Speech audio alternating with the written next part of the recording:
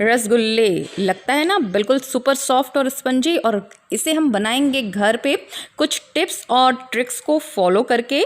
तो बिल्कुल मैं आपसे कुछ टिप्स बताने वाली हूँ जिससे आपका भी रसगुल्ला बिल्कुल रस से भरा हुआ और स्पंजी बनेगा। देखिए कितना अच्छा जाल इसमें पड़ा हुआ है और बहुत ही सॉफ्ट बने हैं हमारे रसगुल्ले। तो चलिए देखें हमें इसे कैसे बनाना है।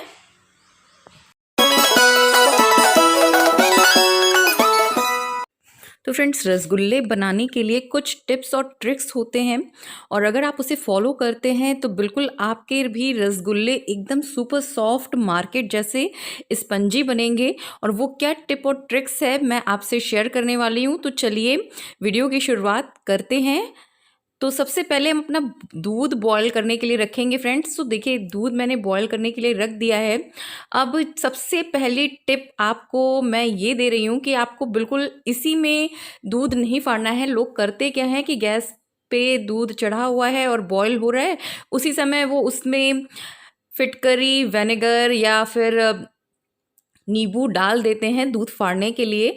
पर जब हम स्पंज के लिए तैयारी कर रहे हैं तो यहाँ पे मैंने लिया हुआ है कटोरी में लगभग 4 चम्मच पानी और इसमें मैंने मिलाया है 2 चम्मच विनेगर। और गैस पे मैंने बिल्कुल गैस से उतार लिया है दूध और 2 से 3 मिनट तक मैंने इसे ठंडा कर लिया है। ठंडा करने के बाद मैं इसमें एक एक चम्मच करके वो विनेगर वाला पानी जो है वो डाल रही हूँ और धीरे धीरे इस तरीके से चला रही हूँ। तो ये सबसे ज़रूरी टिप है फ्रेंड्स। बिल्कुल आपको गैस पे दूध को नहीं फाड़ना है। आप उसे नीचे उतार लीजिए और उसके बाद धीरे धीरे विनेगर डालते हुए देखिए इस तरीके से दूध बिल्कुल फट चुका है, छेना अलग हो गया है और पानी बिल्कुल अलग हो गया है। तो ये प्रोसेस सबसे ज़्यादा ज़रूरी है क्योंकि अगर हम गैस पे दूध फाड़ लेते हैं तो उससे हमारा जो छेना है वो हार्ड होता है और इस तरीके से हमारा स्पंज जो है बिल्कुल सॉफ्ट बनेगा, हमारा छेना एकदम सॉफ्ट रहेगा। तो चलिए अब इसे हम छान लेते हैं और छानने के बाद जो पानी आपका बचे आप उसे बॉटल में भर के रख भी सकते हैं नेक्स्ट दूध फाड़ने के लिए। अगर आपको हमेशा काम लगता रहता है तो फ्रिज में आप उसे 1 हफ्ते के लिए प्रिजर्व भी करके रख सकते हैं।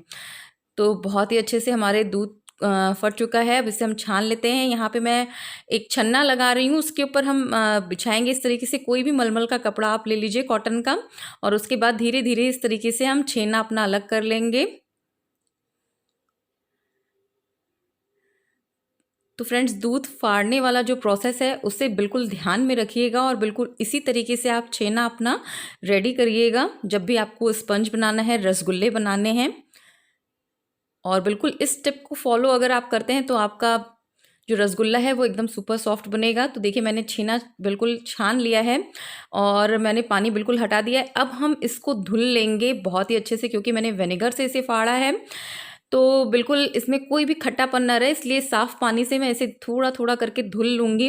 अगर आप नींबू से फाड़ रहे हैं फ्रेंड्स तो बिल्कुल आप नींबू का रस जो है वो बिल्कुल छान के पानी में मिलाने के बाद उससे दूध फाड़ें, क्योंकि अगर रेशे रह जाते हैं तो फिर वो रसगुल्ले में आते हैं तो भी रसगुल्ला फट जाता है। इसलिए मैं यहाँ पे विनेगर यूज़ कर रही हूँ। तो दूसरी टिप ये है कि अगर आप नींबू का रस यूज़ कर रहे हैं तो उसे छान के लीजिएगा, नहीं तो उसके रेशे जो हैं वो हमारे रसगुल्ले को फाड़ने का कारण बनेंगे। तो देखिए मैंने बिल्कुल इसे साफ़ पानी से क्लीन कर लिया है। अब हम इसे हैंग कर देंगे। थोड़ा पानी इसका इस तरीके से निचोड़ लें, उसके बाद इसे कहीं भी आप नल पे लटका दीजिए या फिर कहीं इस तरीके से कर दीजिए कि इसमें जो एक्स्ट्रा वाटर है वो निथर जाए। और इस बात का ध्यान रखिएगा कि सिर्फ हमें इसे 30 मिनट के लिए लटकाना है, इससे ज़्यादा नहीं लटकाना है, नहीं तो फिर हमारा छेना जो है उसमें से सारा मॉइस्चर ख़त्म हो जाएगा। हमें थोड़ा मॉइस्ट अपना छेना चाहिए, इसलिए इसे सिर्फ हम 30 मिनट के लिए हैंग कर देंगे और बिल्कुल हमारा छेना जमना नहीं चाहिए। तो देखिए 30 मिनट बाद ये पानी थोड़ा सा अलग हो गया है। अब इसे हम निकाल लेते हैं।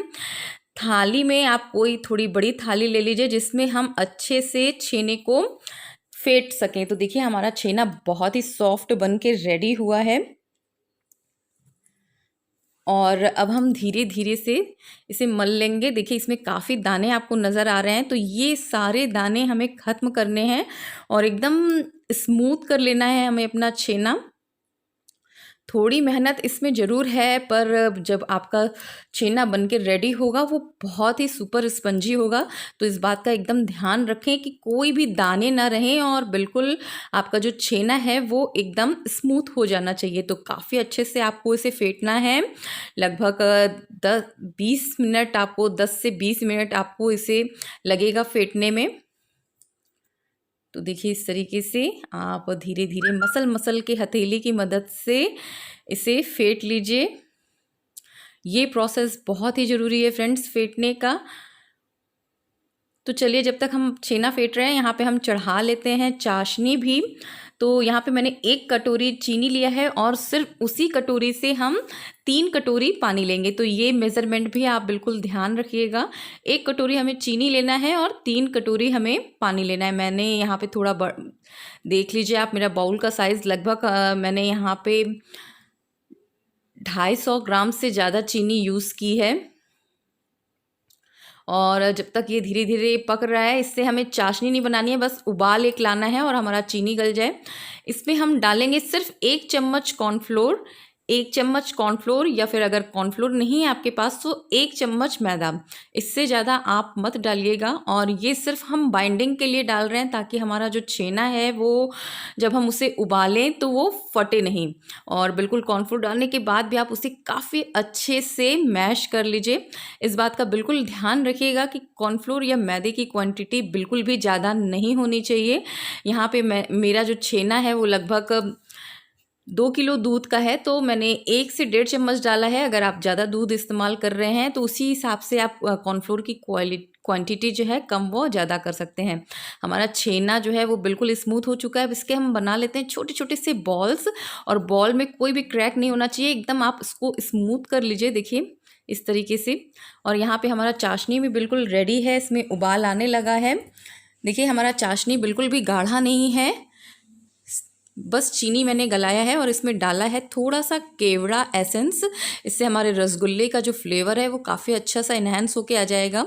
और उबलते हुए ही चाशनी में हम धीरे धीरे रसगुल्ला डालेंगे और बीच बीच में आप इसे ढक दीजिए ताकि ये चाशनी ठंडी ना हो, इसमें उबाल जो है वो बना रहे। और आप रसगुल्ले जो है बिल्कुल 1-1, 2-2 क्वांटिटी के में डालिए। इकट्ठे आपको सारे रसगुल्ले नहीं डाल देने हैं, नहीं तो चाशनी हमारा ठंडा हो जाएगा, फिर रसगुल्ले हमारे सॉफ्ट नहीं बनेंगे। इसलिए आप देख रहे हैं मेरा प्रोसेस, मैं 2-2, 3 डालने के बाद उसे ढक दे रही हूँ ताकि वो उबलता रहे, उस चाशनी हमारी काफ़ी अच्छे से गर्म रहे। तो देखिए इस तरीके से उसमें उबाल आना बहुत ही ज़रूरी है फ्रेंड्स। और बिल्कुल आप 1-1, 2-2 मिनट का गैप कर करके डालिए अपने रसगुल्ले। देखिए मेरे सारे रसगुल्ले ऊपर तैर रहे हैं चाशनी में। और इस तरीके से हम रसगुल्ले धीरे धीरे करके डाल लेंगे अपने सारे ही, और बहुत ही सुपर सॉफ्ट रसगुल्ले बनते हैं। तो फ्रेंड्स बिल्कुल उबलने के बाद भी जो दूसरा प्रोसेस है अपने रसगुल्ले को स्पंजी बनाने का, उसे भी बिल्कुल आप ध्यान से देखिएगा, क्योंकि अक्सर हमारे तो उबलने के बाद भी हमारा जो रसगुल्ला है सुपर सॉफ्ट बना रहे, उसमें जो जाली पड़ती है, स्पंज बनता है, वो उसी तरीके से बना रहे। बहुत ही इंपॉर्टेंट प्रोसेस है, उसे बिल्कुल ध्यान से देखिएगा। तो यहाँ पे मैंने अपने सारे रसगुल्ले डाल दिए हैं। कढ़ाई को ढक देते हैं और लगभग 10 से 15 मिनट तक मैं इसको ऐसे ही ढक के पकाऊंगी। तो देखिए इस समय हमारे सारे रसगुल्ले बिल्कुल फूल चुके हैं, डबल हो चुके हैं साइज़ में। अब मैं इसे चम्मच से थोड़ा सा उलट पुलट दूंगी। तो बिल्कुल पहले आप बिल्कुल भी चम्मच ना लगाइएगा, थोड़ा उसे 10 से 15 मिनट पक जाने दीजिए। उसके बाद आप थोड़ा सा चम्मच से उसे हिला दीजिए और अगेन इसे ढक के हम 10 मिनट और पकाएंगे और ये लगभग डबल हो जाएंगे साइज़ में। तो देखिए बिल्कुल इस तरीके से आपको ये प्रोसेस करना है। 10 मिनट हो चुके हैं और हमारे सारे रसगुल्ले बिल्कुल फूल चुके हैं, साइज़ में डबल हो चुके हैं। अब गैस को कर देते हैं ऑफ और देखिए हमारे रसगुल्ले कितने सुपर सॉफ्ट बने हैं, बहुत ही अच्छा स्पंज उठा है। अब हम गैस बंद कर देते हैं। ओवर कुक नहीं करना है, नहीं तो आपके जो रसगुल्ले हैं वो टाइट हो जाएंगे। तो चलिए देखिए हमारा थोड़ा ये जो चाशनी है ठंडी हो चुकी है। अब हमें 10 मिनट बाद ये प्रोसेस करना है। आइस मैंने बहुत सारा लिया है और उसमें मैंने थोड़ा ठंडा पानी डाला है। अब ये रसगुल्ले निकाल के मैं इसी ठंडे पानी में डाल दूंगी। ये बहुत ही इंपॉर्टेंट प्रोसेस है फ्रेंड्स। अगर आप ऐसा नहीं करते हैं तो ये आपके जो स्पंज हैं वो श्रिंक हो जाएंगे अगर उसी चाशनी में पड़े रहेंगे। तो ठंडा पानी में डालने के बाद मैं इसे थोड़ा सा नॉर्मल वाटर में डाल देती हूँ इस तरीके से। तो बिल्कुल ठंडे पानी में आपको लगभग 20 से 25 मिनट इसे डिप किए रहने देना है और इससे आपका जो स्पंज है बिल्कुल सुपर सॉफ्ट बना रहेगा। ये टिप है उसे बिल्कुल ध्यान में रखिएगा। अब इस पानी में से निकाल के हम हल्का हल्का सा प्रेस करके इसे निकाल लेते हैं सारे अपने रसगुल्लों को। ये बहुत ही इम्पॉर्टेंट टिप है। अब अगेन हम सारे रसगुल्लों में अपनी जो हमारी चाशनी ठंडी हो चुकी है उसे डाल देते हैं और इसे लगभग 10 मिनट तक सोक किए रहेंगे इसी चाशनी में। उसके बाद ये खाने के लिए रेडी है। तो फ्रेंड्स देखिए बिल्कुल हमारा स्पंज रेडी है, मार्केट जैसा, बिल्कुल बहुत ही टेस्टी और बहुत ही यमी। तो इसे बनाइए और इसका आनंद लीजिए। तो एक बार आप घर पे बनाएंगे ना तो बिल्कुल हलवाई का टेस्ट भूल जाएंगे। तो चलिए फ्रेंड्स, फिर मिलूंगी नए वीडियो में नए रेसिपी के साथ।